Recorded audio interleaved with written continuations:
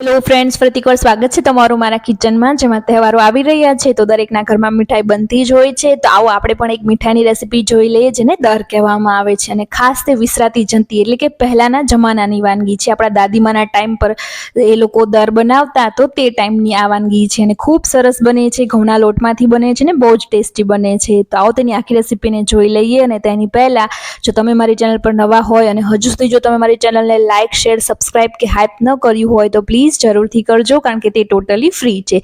તો રેસીપી તરફ આગળ વધીએ.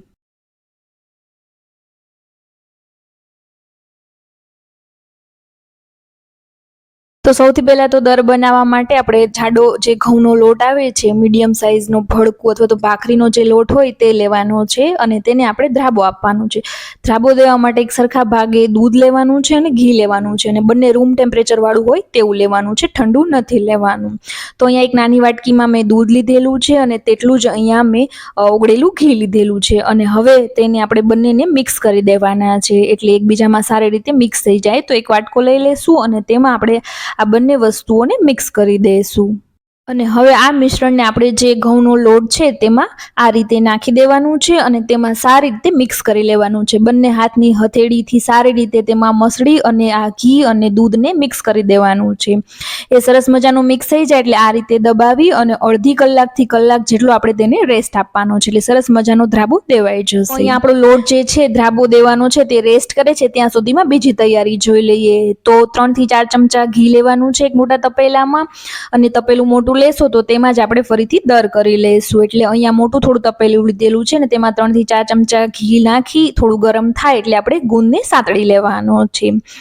ગુંદ ઓપ્શનલ છે, જો તમારે ન એડ કરવો હોય તો તમે ટોટલી તેને સ્કીપ પણ કરી શકો છો. જો ગુંદ એડ કરશો તો તેનો ટેસ્ટ સરસ થશે. તો અહીંયા એકદમ સરસ મજાનો આ રીતે ક્રિસ્પી એવો ગુંદ આપણે સાતળી લેવાનો છે. અને બીજી બાજુ અહીંયા અડધીથી પોણી કલાક બાદ હવે આપણો ધ્રાબો પણ સરસ મજાનો લોટમાં દેવાઈ ગયો છે. તો હવે આપણે આ લોટને ચાળી લેવાનો છે.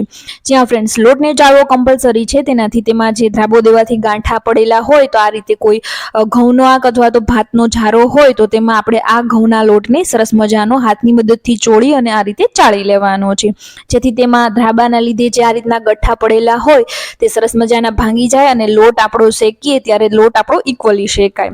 તો આ રીતે હાથની મદદથી સરસ મજાનો લોટ ચાળી લેવાનો છે. તો અહીંયા બધો જ લોટ સરસ મજાનો આ રીતે ચડાઈ અને રેડી થઈ ગયો છે.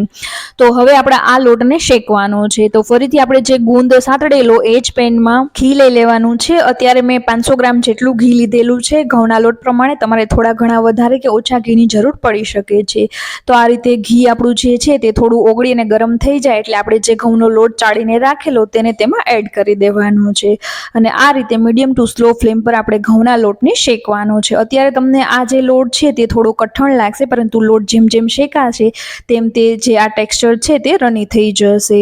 અને આપણા ઘઉંને લોટને સુગંધ આવે અથવા તો થોડો ગોલ્ડન બ્રાઉન જેવો થઈ જાય ત્યાં સુધી શેકતું રહેવાનું છે. તો જેમ જેમ તમે શેકશો એટલે એનું ટેક્સચર આ રીતે બદલાતું જશે. અત્યારે તમે જુઓ તો એકદમ ઢીલું ટેક્સચર થઈ ગયું છે અને તેમાંથી એક સરસ મજાની સુગંધ આવશે. તો આ રીતે 10 minute slow to medium flame પર આપણે આ લોટને શેકવાનો છે. અને એ લોટ આવી રીતે ગોલ્ડન બ્રાઉન થઈ જાય ને શેકાઈ જાય એટલે એ સ્ટેજ પર આપણે ગેસને ધીમો કરી અને જે ગુંદ સાતળીને રાખેલો તેને તેમાં એડ કરી દેવાનો છે.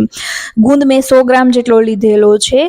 તમે વધારે કે ઓછા ગુંદ લઈ શકો છો તમારી અનુકૂળતા પ્રમાણે. એ મિક્સ થઈ જાય એટલે હવે આપણે તેમાં એડ કરવાનો છે ટોપરાનું ખમણ. તો ટોપરાનું ખમણ પણ મેં અત્યારે 100 ગ્રામ જેટલું લીધેલું છે અને ઝીણું લીધેલું છે. ટોપરાનું ખમણ એડ કરશો તો તેમાં એક સરસ મજાનું ટેક્સચર આવશે, સાથે જ ટેસ્ટ પણ આવશે સરસ મજાનું, અને એક બહુ જ સરસ મજાની સ્મેલ પણ આવશે. તો એ સ્કીપ નહીં કરતા. એ મિક્સ થઈ જાય એટલે હવે આપણે તેમાં માવો એડ કરવાનો છે. માવો 200 ગ્રામ જેટલો લીધેલો છે અને ઘરનો માવો છે, તમે બજારમાંથી પણ રેડીમેડ માવો લઈ શકો છો. તો આ રીતે આ બધી જ વસ્તુઓને સારી રીતે મિક્સ કરી ચલાવી લેવાનું છે અને ગેસને આ સ્ટેજ પર બંધ રાખવાનું છે.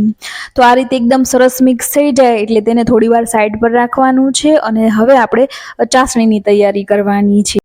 તો અહીંયા ફરીથી એક નવું પેન લઈ લઈશું અને તેમાં 500 ગ્રામ જેટલી ખાંડ એડ કરવાની છે. આ ખાંડના માપ પ્રમાણે મીડિયમ એવી ગળાશવાળો દર બનશે. જો તમને વધારે ગળ્યું ભાવતું હોય તો વધારે થોડી ખાંડ લઈ શકો છો. સાથે જ ખાંડ ડૂબે એટલે અડધા ગ્લાસ જેટલું આપણે તેમાં પાણી એડ કરવાનું છે અને મીડિયમ ટુ સ્લો ફ્લેમ પર આપણે તેને એક જ ડાયરેક્શનમાં આ રીતે ચલાવતું રહેવાનું છે. તો આ રીતે ચલાવશો એટલે ખાંડ જે છે તે જલ્દીથી ઓગળી જશે અને અહીંયા આપણે 1 થી 1.5 તારની ચાસણી કરવાની છે. તો આ રીતે એક જ ડાયરેક્શન માં ચલાવવાનું છે અને જે ગેસની ફ્લેમ છે તે હાઈ નથી રાખવાની. મીડિયમ ફ્લેમ રાખશો એટલે સરસ મજાનું આ રીતે ધીરે ધીરે જે ખાંડ છે તે ઓગળી અને આ રીતે ચાસણી ઉકળવા લાગશે.